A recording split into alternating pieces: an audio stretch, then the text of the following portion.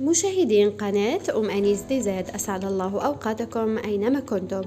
خرجت ملكة جمال شمال إفريقيا سابقا وحيدة قروج عن صمتها، وتكلمت عن قضية زوجها لأول مرة والمطالبة بعدم التدخل في خصوصياتها. راجلي المشكل ديالو ماشي معايا، وهذه هي تديه الدولة ما تديهوليش مرا كيما يقولوا. هي من الاخر.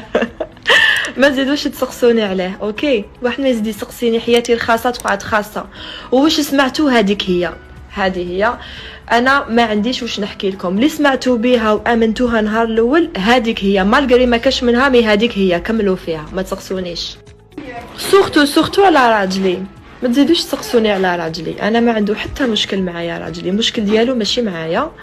وهذه هي تديه الدولة ما تديهوليش مرا كيما يقولوا. هي من الاخر. ما تزيدوش تسقسوني عليه، اوكي؟ واحد ما يزيد يسقسيني حياتي الخاصه تقعد خاصه. وواش سمعتو هذه هي انا ما عنديش واش نحكي لكم. اللي سمعتوا بها وامنتوها نهار الاول هذيك هي، مالغري ما كاش منها، مي هذيك هي، كملوا فيها ما تسقسونيش.